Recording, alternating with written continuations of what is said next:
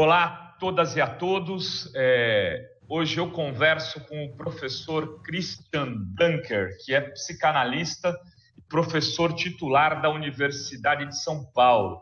O Christian também recebeu recentemente aí o prêmio Jabuti de melhor livro em psicologia e psicanálise. Tudo bem contigo, Christian? Tudo bem, Renato, na medida do possível. E com você? Tranquilo. O Christian tá indo para uma outra entrevista, então por isso que ele está falando com a gente num carro, mas podem ficar tranquilos que o Christian não está dirigindo, tem um motorista do lado dele. Uma mão, duas mãos? Duas mãos, aí, pronto, para não ter fake news. Christian, a gente bateu um papo antes aqui pelo WhatsApp e eu te expliquei qual que era o interesse dessa nossa conversa. Era falar um pouco sobre o fascismo, né? O fascismo estrutural da sociedade e um pouco desse fascismo eleitoral, né, que está se construindo nesse processo de disputa a partir de ações, principalmente do Bolsonaro, mas hoje eu já não diria que só dele. Né? Tem uma série de candidatos em nível estadual que estão reproduzindo candidatos a senadores, candidatos a deputados. Como é que você está assistindo a tudo isso, Cristian? Olha, eu estou vendo isso como uma espécie de retorno do pior, né? O pior que a gente tem na nossa história, mas também o pior que existe nas pessoas. Né? Tem se discutido bastante se de repente apareceram então milhões de pessoas assim homofóbicas, racistas, fascistas no Brasil. E a minha primeira impressão é de que não, né? Não pelo menos assim num nível exorbitante, mas a gente tem um conjunto de condições, né? A gente tem uma constelação que parece ter conseguido assim tirar o pior de nós, né? E consegue explorar aquilo que há de mais assim primitivo, de mais regressivo, né? Usando, em primeiro lugar, um sentimento de injustiça, né? Quer a direita, quer a esquerda, a injustiça fomentada e visibilizada pela Lava Jato, por um lado, né? Mas também injustiça que é patente nos processos de condução jurídica que levaram ao afastamento da presidente Dilma. Então, essa comunhão de afetos, né, em que os contrários se tocam da mesma injustiça, ela avançou para o ressentimento, avançou para o ódio, e o ódio tira o que as pessoas têm de pior. Né? Então, o ódio misturado com fake news, com desinformação, o ódio misturado com desamparo, né? Com incerteza, com a mais grave crise econômica que a gente passou nos últimos 70 anos. Então, com a entrada de uma quantidade assim, grande de pessoas no debate virtual, né? Na possibilidade de ter alguma opinião política, de debater, de pensar, né, o destino da coisa pública. Isso tudo aliado, vamos dizer assim, com esse pequeno grande homem, né, com alguém que tem um discurso que acalenta, né, a justiça pelas próprias mãos, que acalenta a vingança, que acalenta a ideia de que toda essa complexidade assim, ela se deve a um único elemento que é a podridão moral das pessoas, né? Quer dizer, esse discurso ele não tem nada de muito inovador e esta fórmula também ela se repete, né? Ela se repete nos golpes militares, ela se repete na ascensão dos totalitarismos, ela se repete em eleições assim que são que tem uma estrutura, né, de aproveitamento do sofrimento das pessoas. E Christian, o que na tua tem um debate aí de que assim, a Folha, por exemplo, diz que o Bolsonaro não é de extrema-direita porque ele não faz atos terroristas. Tem gente que diz que ele não é fascista porque ele não é nacionalista. Como é que você caracteriza o Bolsonaro enquanto representação de um projeto político? Então, isso é uma pena, né? Que o manual de redação ele não, da Folha, ele não conseguiu perceber que mesmo a maldade, mesmo o fascismo, ele tem uma história, ele se modifica. Então, a gente olhar assim para o conjunto das experiências e dizer, olha, vamos formar um tipo, né? Esse tipo. Então, O fascista ele tem que ser nacionalista, ele tem que oprimir minorias e fazer censura, ele tem que usar milícias, ele tem que ter um grande inimigo externo, né? E daí você tipifica, né? Se a pessoa tem aqueles traços, aquele discurso apresenta aqueles traços, então isso é extrema-direita, né? Eu diria que isso é um dos motivos, né, que deixaram a gente assim indefeso do ponto de vista intelectual, do ponto de vista crítico, do ponto de vista daqueles que fazem a mediação, né, da conversa e das palavras, para um fenômeno que tem uma dimensão global, uma dimensão mundial, que é a ascensão do pensamento conservador, né, mas que no Brasil ele assume um feitio fascista, né?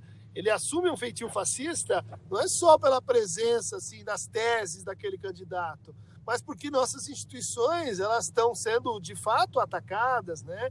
Elas estão sendo menosprezadas, porque há uma espécie de desdém, né, com o processo mais democrático, porque há uma valorização da violência que, por exemplo, a gente não vê em outros discursos conservadores que estão emergindo aí mundo afora, com exceção, talvez, de casos como Filipinas, né, que é um caso extremo, né, desse novo, vamos chamar assim, desse novo fascismo, em que o ditador ali autorizou as pessoas a, de fato, matarem os outros, né? Autorizou uma leniência, né, da justiça feita com as próprias mãos. Então, o caso brasileiro, eu diria, ele está dentro desse espectro mais à direita, né? Ele está mais à direita do que Trump, por exemplo, do que a ascensão da direita na Europa, né? Ele está talvez próximo do caso turco, né? Em que a gente deve ter aí um Estado meio tutelado, né?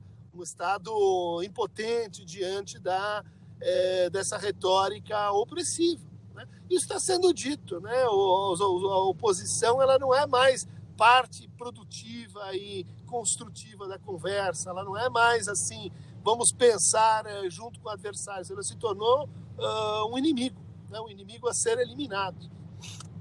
E nesse sentido, Christian, eu queria te perguntar duas coisas. Uma, o que você imagina que pode vir a acontecer com o Brasil caso o Bolsonaro seja eleito? E no pacote desta pergunta, isso eu estou falando pela análise do discurso, né? Uhum. Que você pode fazer do que ele propõe.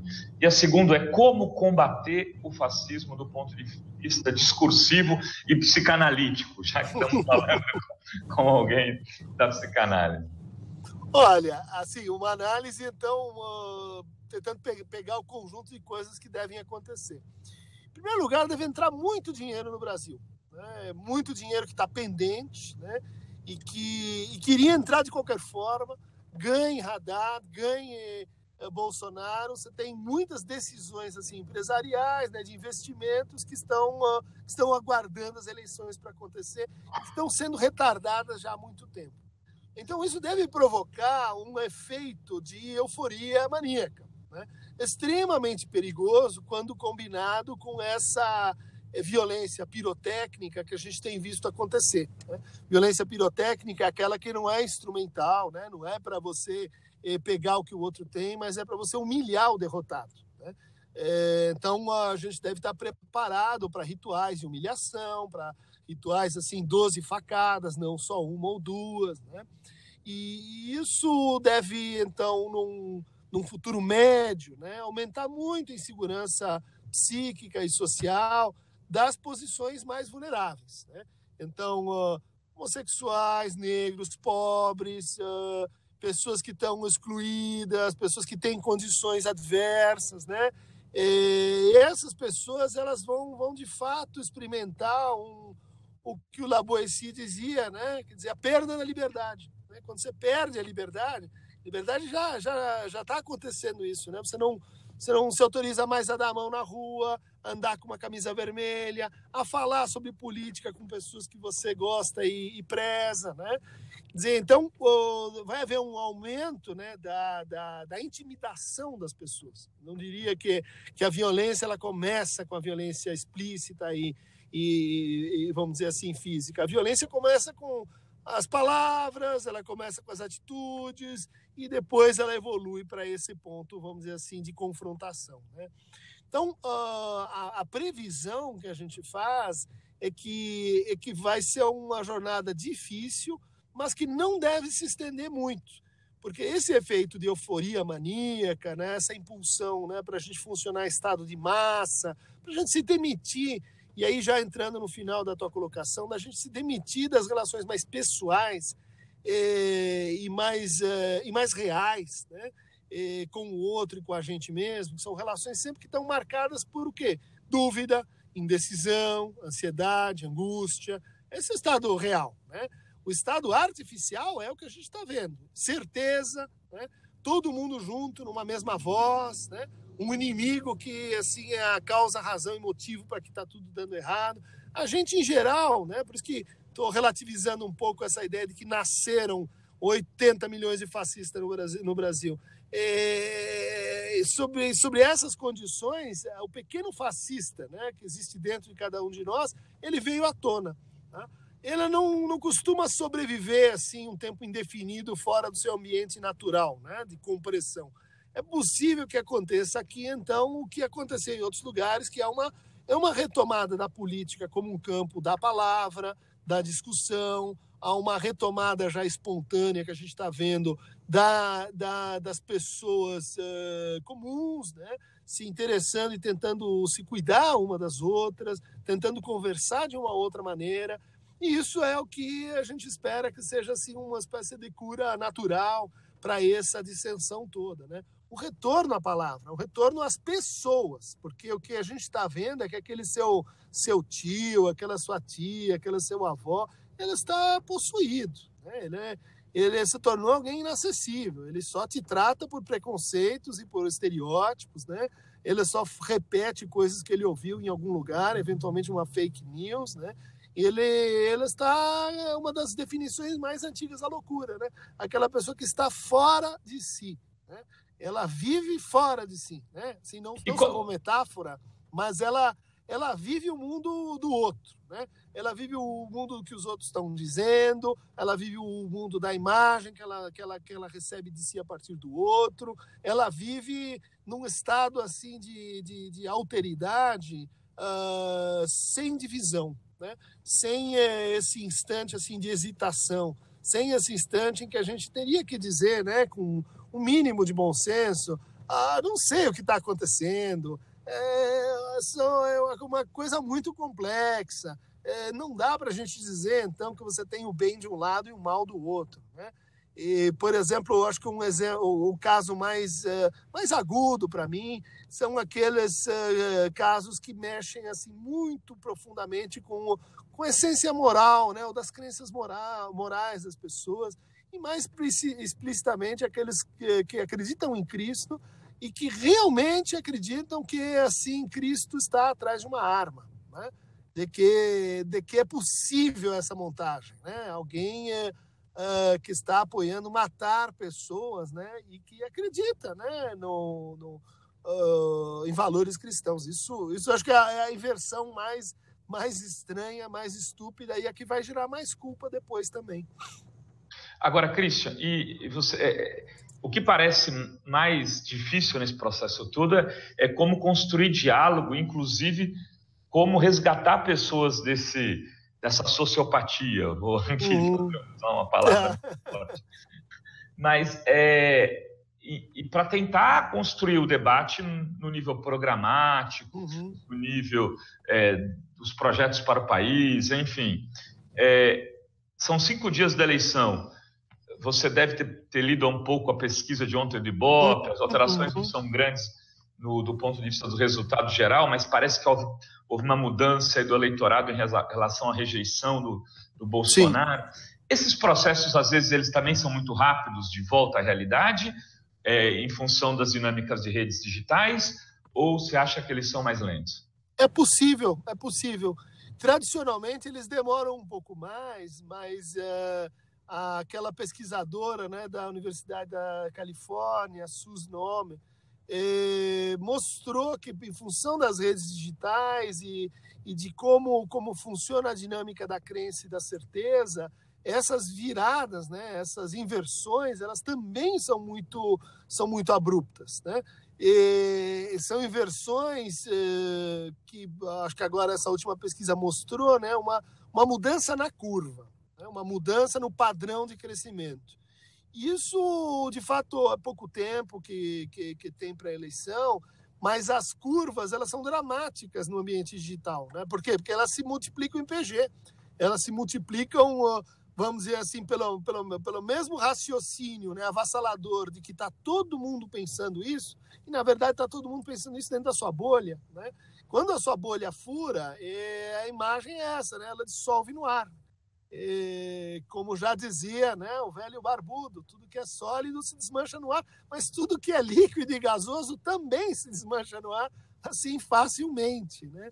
É possível que exista esse efeito de corte, e aí é muito importante, então, para a gente pensar essa transformação que, de um jeito ou de outro, eu acho que vai ter que acontecer, um retorno à conversa, à nossa capacidade de responder fora do lugar em que a gente é colocado, né?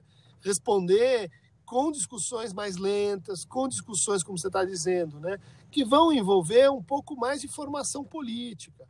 Isso que eu tenho visto, né, nas pessoas comuns que estão abrindo suas casas. Eu, todo dia, sou convidado para 4, 5 eventos desse tipo. Por quê? Porque as pessoas comuns estão dizendo, olha, essa loucura ela não me convém e ela está prejudicando aquilo que eu tenho de mais precioso, que são as minhas relações com as pessoas que eu gosto, né, e com os meus valores. Eu estou sendo, assim, quase que forçado a dizer, a gritar, né, coisas que eu realmente não acredito, né?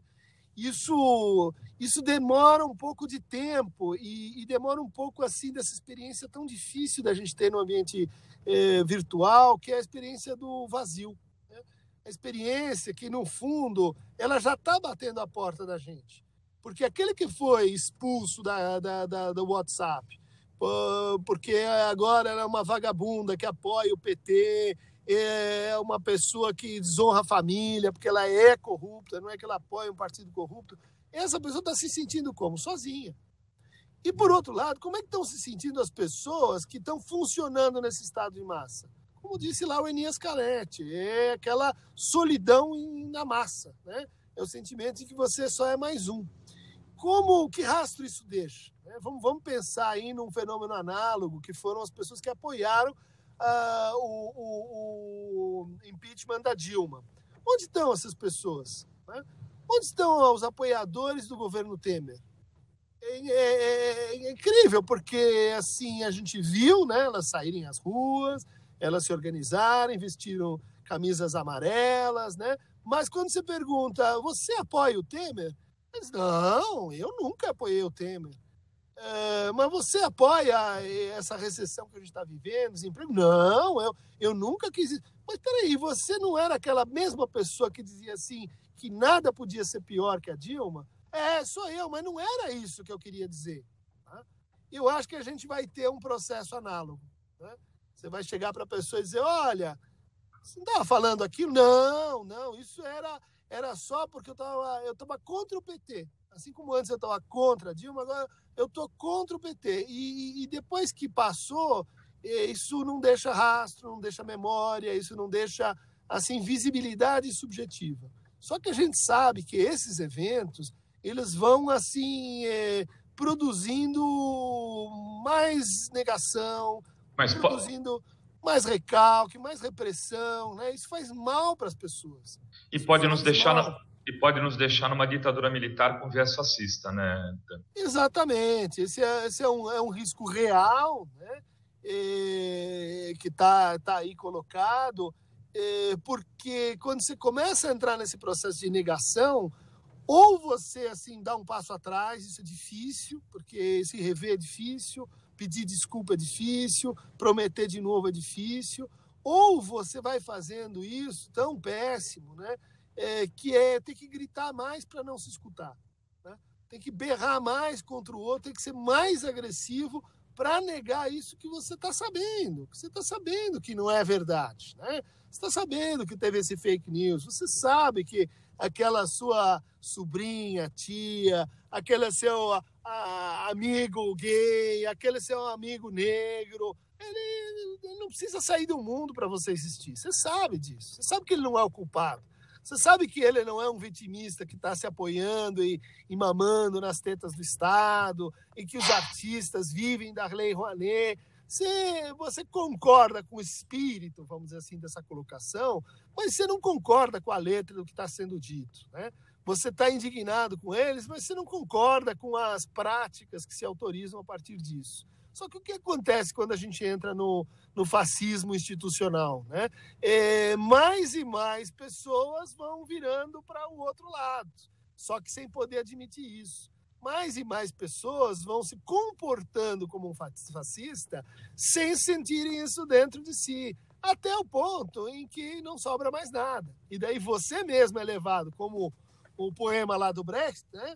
Você mesmo é levado para o campo de concentração e daí você diz, não, mas eu lutei na Primeira Guerra a favor, e eu sou a favor de Bolsonaro, e eu votei neles, você votou, mas você esqueceu, né, da consequência das palavras. Não era um truque, ele não estava só assim enganando as pessoas para ser eleito, ele falou que ele ia fazer isso. Né? Uhum. Não tem, ali, nesse caso, ele não mentiu. Exatamente. Não tem estelionato eleitoral. Você descobre tarde demais que a mentira se voltou contra você.